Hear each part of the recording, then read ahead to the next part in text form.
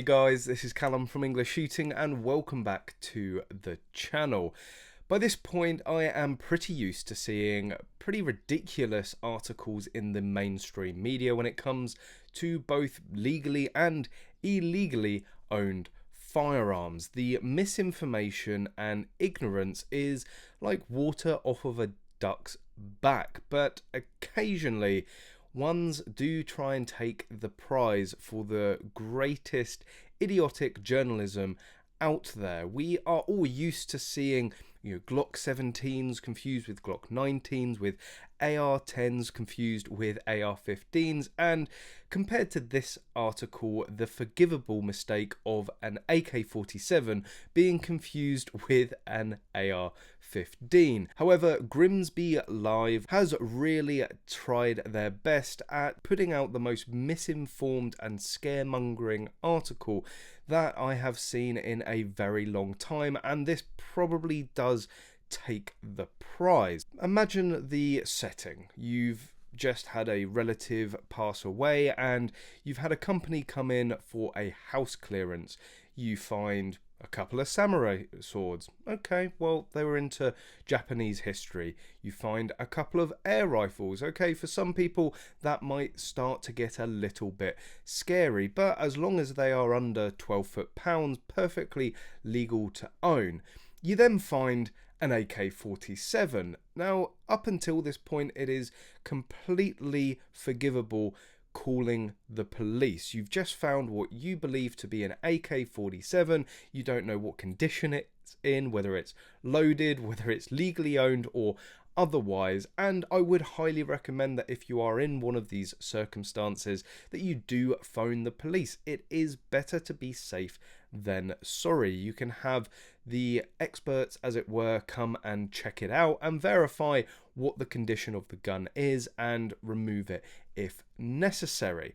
All of that is pretty reasonable and pretty understandable, but what the Grimsby Telegraph has gone one step further in is referring to these as deadly deactivated assault rifles, a phrase I never thought I would ever hear, because as it transpires, the firearms that were collected from this property were all deactivated and therefore legal to own. Now, the rules around deactivated firearms can be quite confusing and complex in themselves. They do have to be up to modern standards in order to be sold or transferred to somebody else, but as long as the firearms were deactivated to the standards at which they were bought or at the point that they were bought, no problem in legality whatsoever.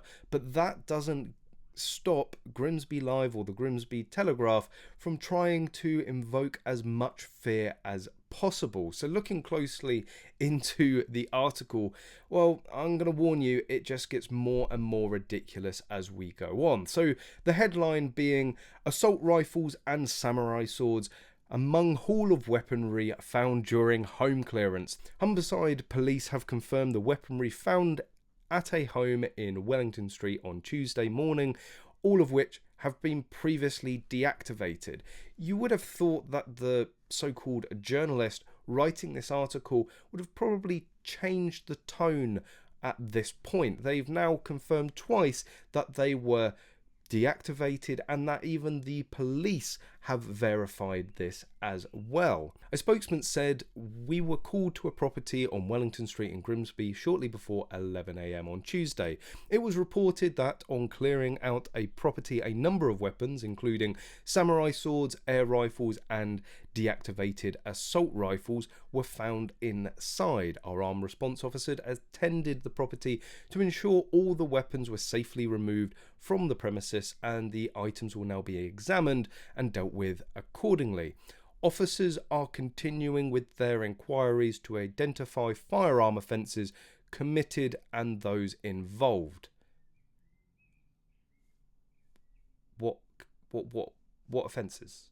It's a deactivated firearm, some samurai swords and some air rifles, all of which perfectly legal to own.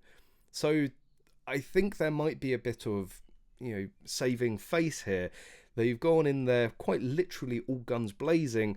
The Grimsby Telegraph have made quite a big deal of this, and now they're probably sat there going, we probably need to get something to stick here to maybe not make this look like an overreaction, as it quite clearly is. Residents reacted with shock that guns were kept in the home. A next door neighbour said it is a shock. Well, I guess that's where the reacted with shock came from.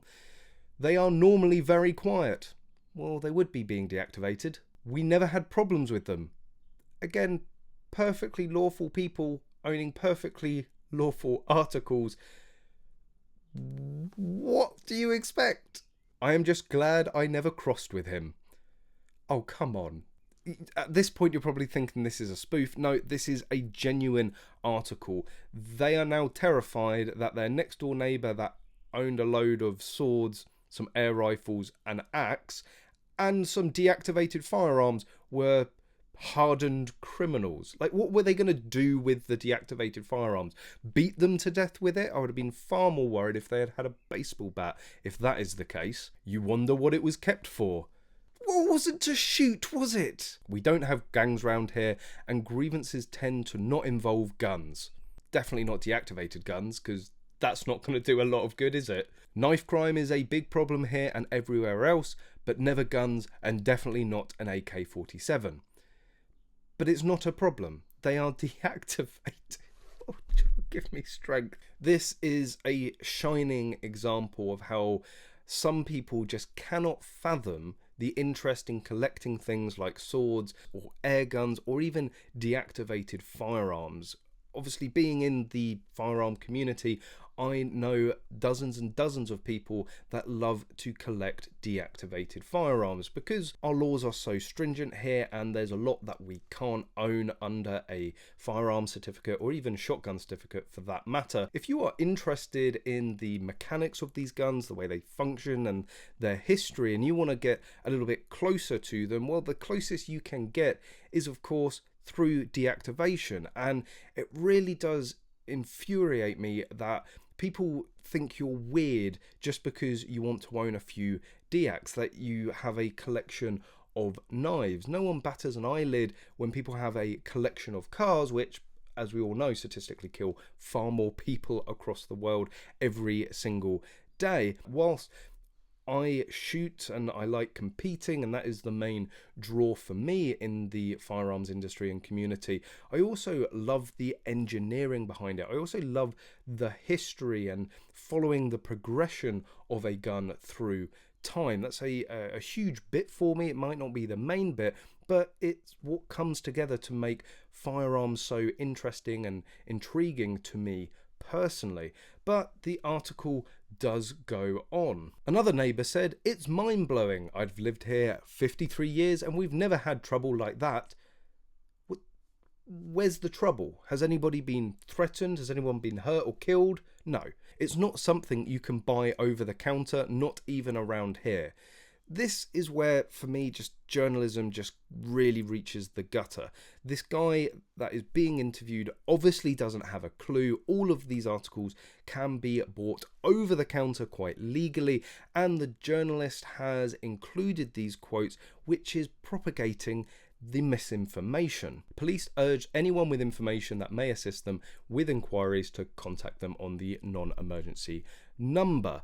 So that wraps it all up. They are really treating this quite seriously, when any firearms expert is easily going to be able to go to the police and say to the police, and really should be working within the police, to confirm that all of these articles are legal to own. There is really no worry here, there's no trouble here, no laws from what I can see have been broken, and it's really much to do about nothing. I'm guessing it was a reasonably slow news day in Grimsby that day, but this is a prime example overall of the gutter journalism that we see when it comes to firearms. There are so many organizations and public-facing experts around firearms that journalists, newspapers and editors can easily get a hold of. It's just bone idle laziness. They're not interested in the facts. They're not interested in actually reporting the true story here, which is a man had a load of legally owned articles that were found in a house clearance. They want to create a storm. They want to get people clicking their links. They want people to be afraid and scared because that's what keeps them reading more. And this is all at the cost of the shooting community here in the UK. I will be putting a link in the description below if you want to go and read the article in its fullest, and also contact the newspaper yourself to show your disgust at the low level of journalism that has been produced here. But I hope you've enjoyed this video. I do see the funny side of it, even though it is grossly damaging to the firearms community. Again, once